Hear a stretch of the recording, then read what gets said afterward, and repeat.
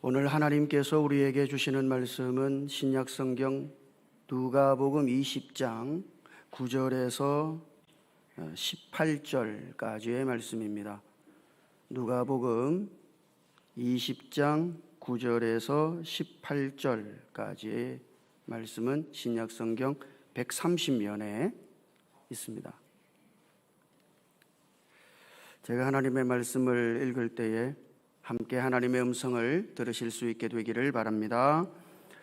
그가 또 이 비유로 백성에게 말씀하시기 시작하시니라. 한 사람이 포도원을 만들어 농부들에게 세로 주고 타국에 가서 오래 있다가 때가 이름에 포도원 소출 얼마를 바치게 하려고 한 종을 농부들에게 보내니 농부들이 종을 몹시 때리고 거저 보내었거늘 다시 다른 종들을 보내니 그도 몹시 때리고 능욕하고 그저 보내었거늘 다시 세 번째 종을 보내니 이 종도 상하게 하고 내쫓은지라. 포도원 주인이 이르되 어찌할까?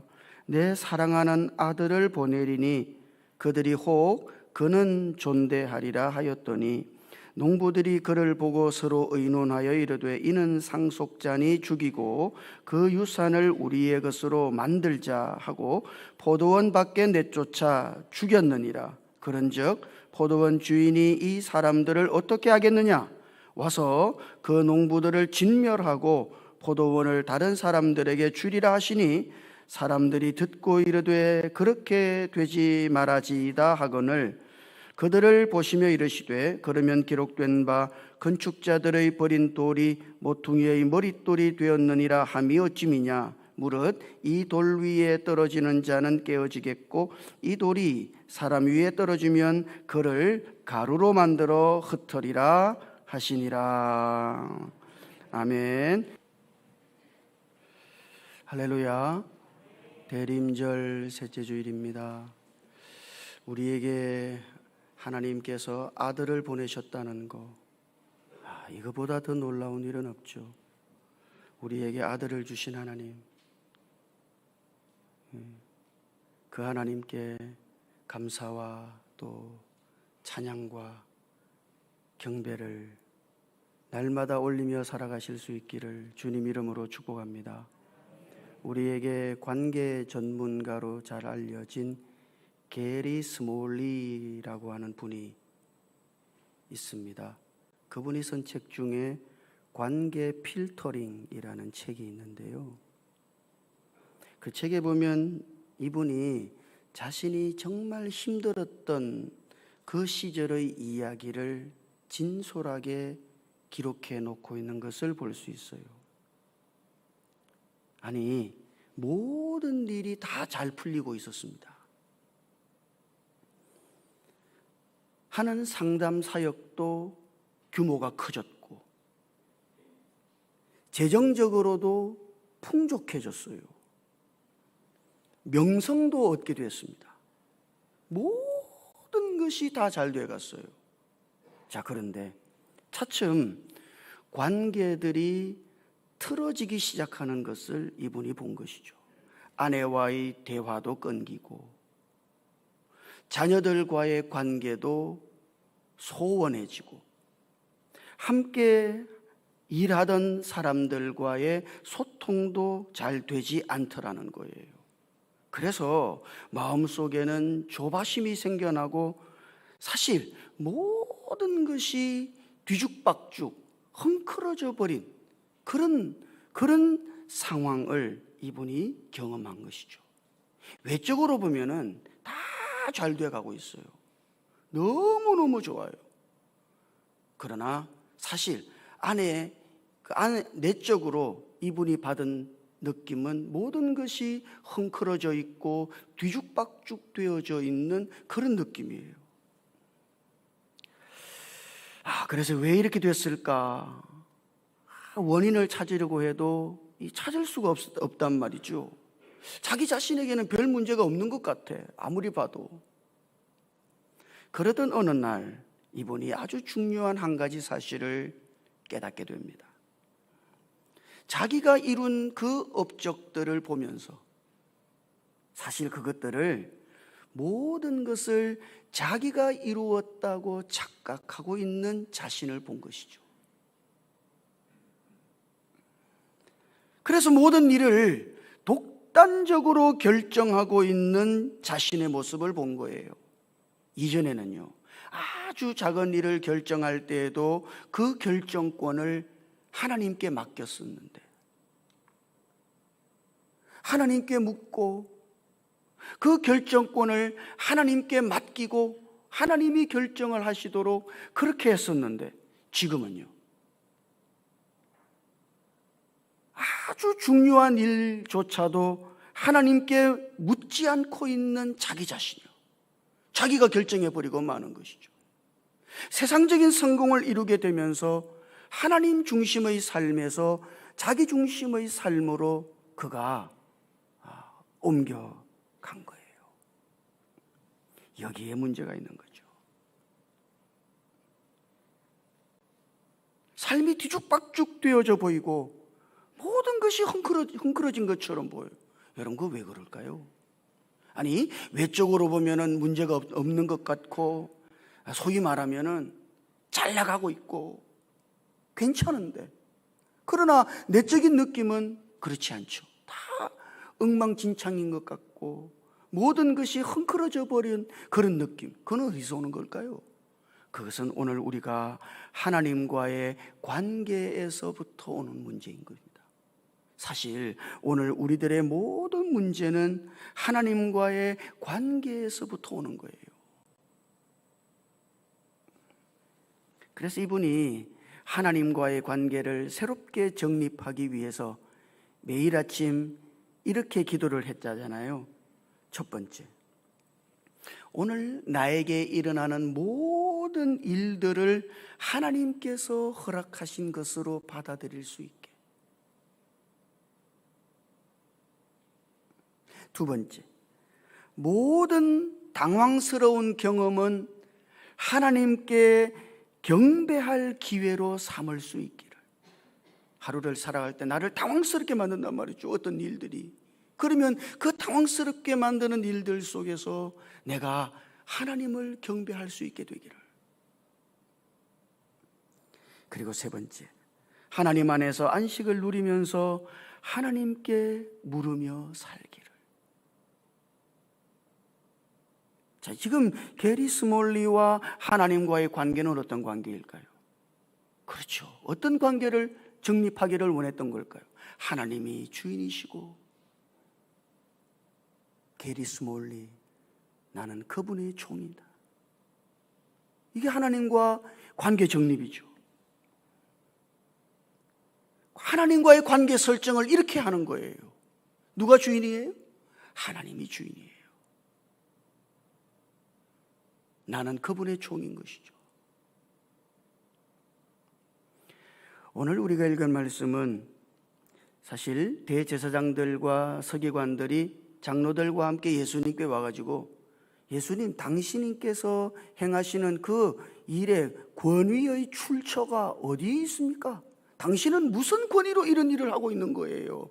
이렇게 묻는 질문에 대하여 예수님께서 사실 사람들에게 답을 하신 내용이라 할 수 있습니다.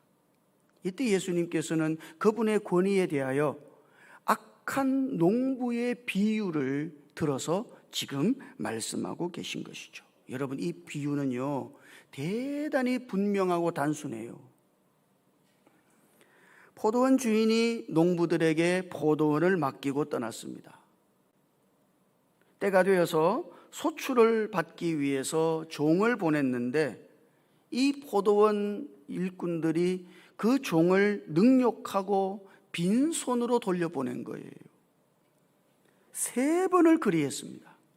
3번을 종을 보내서 포도원 소출을 얻으려고 했습니다만, 그 포도원의 악한 농부들이 주인이 보낸 종들을 능욕하고 멸시했단 말이죠. 급기야 이 주인은 자신의 아들을 보냈어요. 그랬더니 이 악한 농부들이 포도원을 차지하기 위해서 상속자인 그 아들을 포도원 밖에서 죽여버렸다. 와, 만약에 여러분 이런 이야기를 여러분이 어느 날 뉴스로 들었다고 한번 생각해 보시죠. 그거 있을 수 있는 일이에요.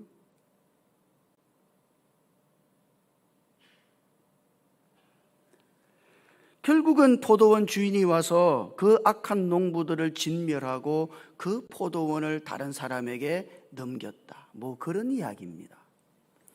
여러분, 이 비유는 대단히 단순합니다만 굉장히 중요한 비유예요. 왜냐 그러면 이 비유 자체가 사실은 이스라엘 전체의 역사를 보여주는 비유이기 때문이죠. 성경 창세기 1장부터 말라기까지, 아니 성경 66권 전체의 역사의 요약입니다. 이것이 다른 말로 하면 하나님 앞에서 살아온 인류 모든 사람의 역사의 요약본이에요. 거창하게 말할 것 없이 사실 우리 한 개인의 인생사에 대한 요약인 것이죠. 자, 인간의 역사를 한마디로 말하자면 뭘까요? 그것은 포도원 주인이신 하나님에게서 포도원을 빼앗으려고 하는 반역의 역사다. 이 인간의 역사가 그런 역사예요. 무슨 역사예요? 반역의 역사. 하나님의 주인이신 하나님에게서 그 하나님의 것을 빼앗으려고 하는 반역의 역사다. 여러분, 이것이 하나님을 향한 사람들의 끊임없는 시도인 것이죠. 여러분, 우리 인생도 마치 내 것인 것처럼 착각하고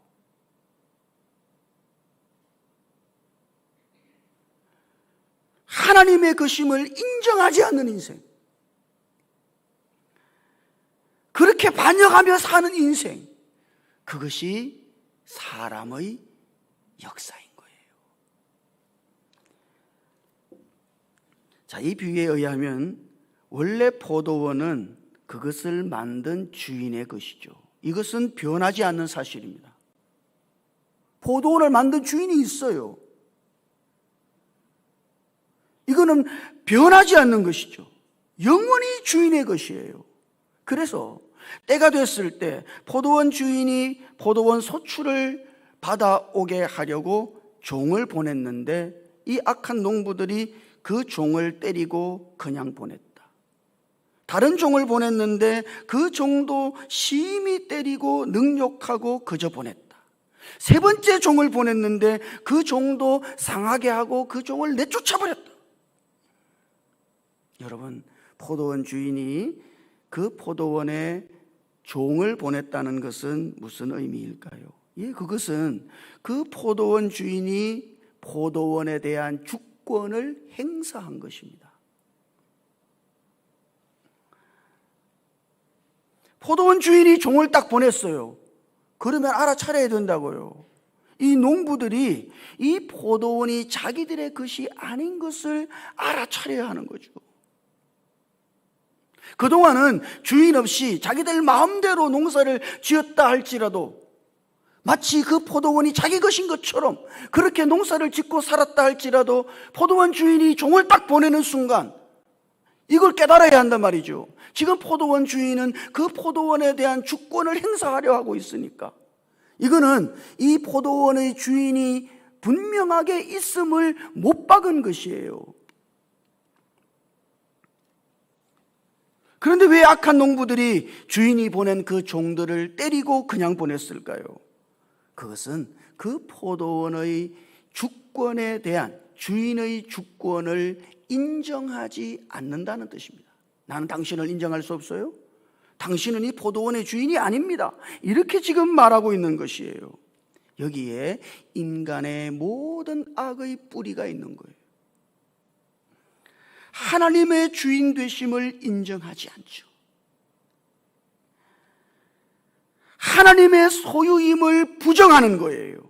모든 것이 자기의 것이라고 착각하는 거죠. 여러분, 이게 악입니다. 이게요. 이것이 사람의 모든 악의 뿌리인 거예요. 여러분의 악이 뭡니까? 오늘 우리의 악은 뭘까요? 자기가 주인이 되어서 살아온 모든 것이 악이에요. 여러분 그렇게 생각해 보신 적 있어요? 여러분의 삶의 모든 순간에 내가 주인이 되어서 살았어. 예, 그게 악입니다. 그가 아무리 사람들이 볼 때는 선하게 살고 나무랄 것 없이 살아가고 있다 할지라도 자기 자신이 자기의 인생의 주인이 되어서 살아온 모든 삶이 악인 거예요. 그런 삶이 날강도인 거죠. 세상의 모든 것을 가졌다 할지라도 그것은 내 것이 아니에요. 본래도 내 것이 아니며 마지막에도 내 것이 아닙니다. 왜? 가지고 온 것이 없으니 아무것도 가지고 가지 못하잖아요. 자기 게 아닌 거예요. 나의 자녀도 내 것이 아니에요. 아니, 오늘 우리가 지금 앉아있는 지금 이 순간 그 자체도 사실은 내 것이 아닙니다. 나 자신까지도 내 것이 아니에요. 그런데 어떻게 생각해요? 사람들은 착각하죠. 내 것이라고요. 내가 주인이라고. 아니, 말은 그렇게 하지 않죠. 그러나 그들이 살아가는 모습을 보면 자기 자신이 주인이라고 여기고 사는 것과 같아요. 이것이 인간의 반역이요. 이것이 사람의 악의 뿌리인 거예요. 여러분, 이것을 꼭 명심해야 합니다. 지금 이 순간 그 자체도 내 것이 아니라고 하는 사실을, 처음부터 내 것이 없었다고 하는 사실을, 모든 것의 주인은 하나님이시라고 하는 사실, 이것을 매일매일 분명히 하고 살아야 합니다. 주인은 누구예요? 하나님이 주인이시죠. 내가 주인이 아니다. 한순간이라도 내 것이 아니다. 여러분, 이걸 내 것이라고 주장하면요, 그것이 날강도이죠.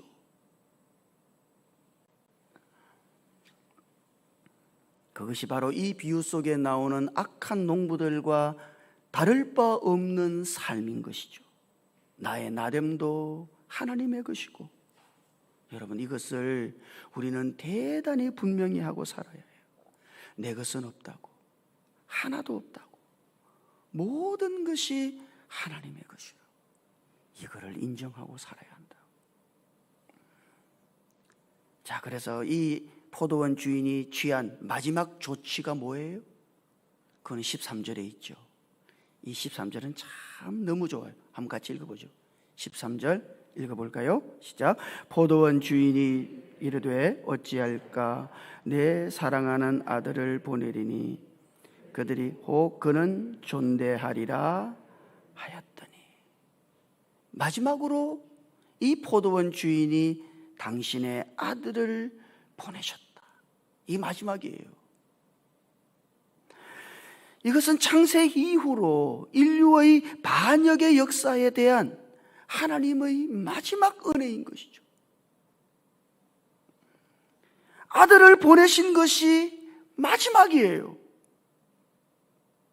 주인이 아들을 보낼 때 그 아들을 보내는 주인의 바람이 뭐예요? 사랑하는 내 아들을 보내서 그들이 아들을 존대하면은 그동안에 있었던 모든 반역은 없었던 거로 하는 거죠. 여러분, 이것이 아들을 보낸 포도원 주인의 마음인 것이에요. 이것이 사랑하는 아들 예수 그리스도를 우리에게 주신 하나님 아버지의 마음인 것이죠. 그동안 내가 내 인생의 주인인 것처럼 착각하고 날강도처럼 반역하며 살았었는데, 이제 아들이 왔으니 그 아들을 보고 그 아들을 존대했다. 그러면 하나님이 그동안의 모든 반역은 덮고 그 모든 반역은 용서하시는, 바로 그것이 아들을 보내신 아버지의 마음인 것이죠. 재미있는 것은 여기 13절에 나오는 존대한다는 이 말이에요. 여러분, 이 말은 우리나라 말은 딱 존대한다면 딱 존대하는구나 이렇게 여겨지죠. 그런데 헬란 말은 그렇지가 않아요. 헬란 말은 이 존대한다는 말 안에 여러 가지 뜻이 내포되어져 있습니다. 그 중에 한 가지가 이런 뜻이에요. 여기 이 존대한다는 이 말은 사실은 부끄러워한다는 뜻이 내포되어져 있습니다. 아니, 이런 거예요. 사람이 자신의 상태를 고려하게 만든다. 자기의 상태를 고려하게 만드는 건전한 수치심.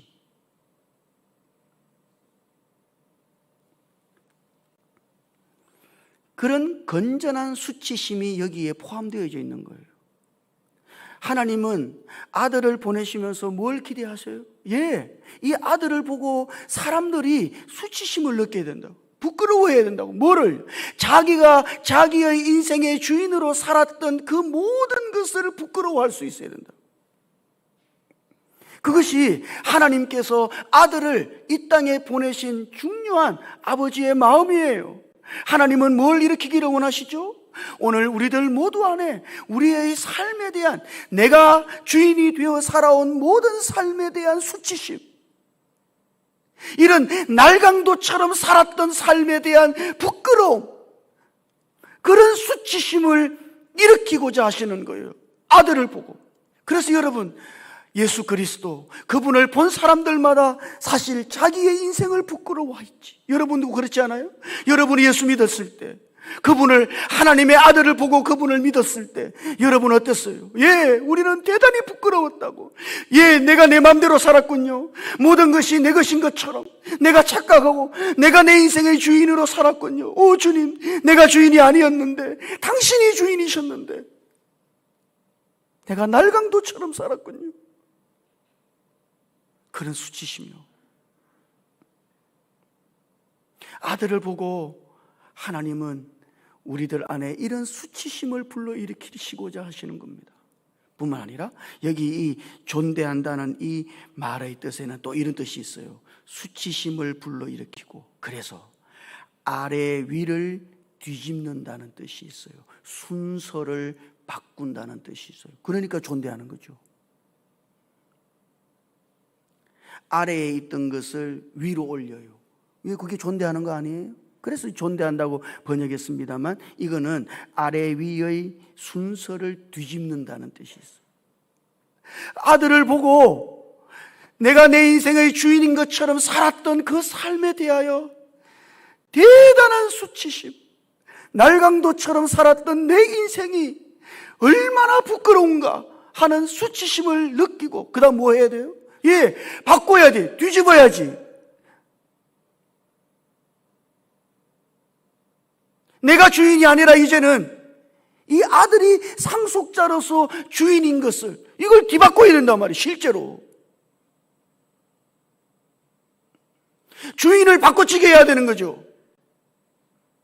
내가 주인이었던 것을 끌어내리고, 그 다음 아들을 주인의 자리에 올려놓고, 당신이 주인이십니다. 예수 그리스도, 그분을 향하여 우리가 주님으로,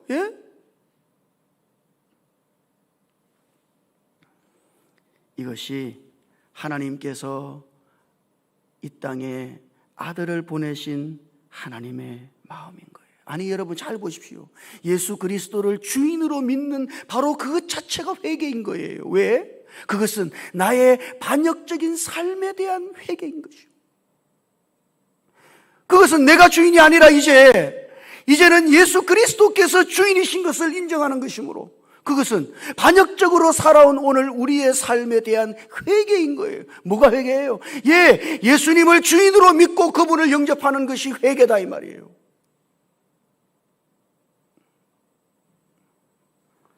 하나님은 오늘 우리들 모두가 이렇게 하기를 원하시는 겁니다.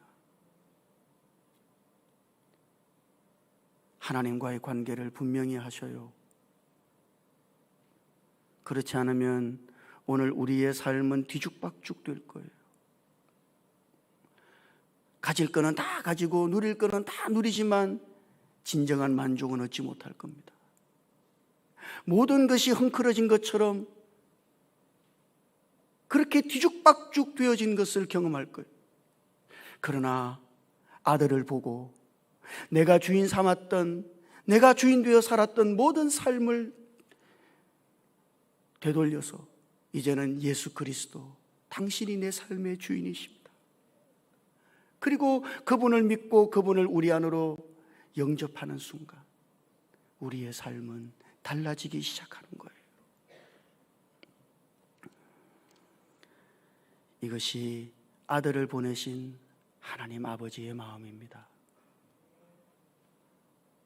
사랑하는 성도 여러분, 저는 여러분들에게 솔직하게 묻고 싶어요. 누가 주인입니까? 여러분의 매일의 일상의 삶에서 여러분의 인생의 주인은 정말 누구이십니까? 아들을 보고 매일 그럼에도 불구하고 내가 주인인 것처럼 착각하며 살았던 그 우리의 삶을 수치스럽고 부끄럽게 여기고 이제 모든 것을 뒤집어서 제자리에 놓고 우리의 인생의 주인 오직 예수 그리스도 한 분이심을 알고 예수 그리스도의 주되심 아래 그분의 주권을 인정하고 그렇게 매일 그리스도, 주인 되신 그리스도와 함께 매일의 삶을 걸어가실 수 있기를 주님 이름으로 축복합니다. 이 대림절에 우리를 향하신 아들을 보내신 하나님의 마음을 헤아려 보십시다. 아들을 보내신 하나님의 뜻을 헤아려 보십시다. 하나님은 오늘 우리들에게 돌이키라 말씀하십니다. 이제는 뒤집어 엎으라고 말씀하십니다. 순서를 바꾸라고 말씀하십니다. 우리가 주인이 아니라고 말씀하십니다. 그리스도가 주인이시라고 말씀하십니다. 예수 그리스도, 그분만을 우리 인생의 주인 삼고 예수 그리스도의 그 주되심 아래서 매일매일을 살아가실 수 있기를 주님 이름으로 축복합니다. 기도하십시다. 주님, 내가 주인인 것처럼 하나님 앞에 날강도처럼 살았습니다. 하나님께서 보내신 아들을 보고 우리가 깨닫게 해 주십시오. 내가 주인이 아닌 것을, 날강도처럼 살았던 우리의 삶이 얼마나 부끄러운 삶인지를 깨닫게 해 주십시오.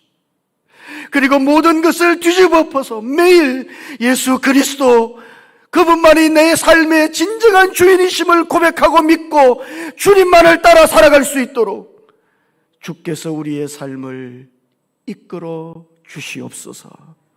우리 주님 예수님 이름으로 기도드립니다. 아멘.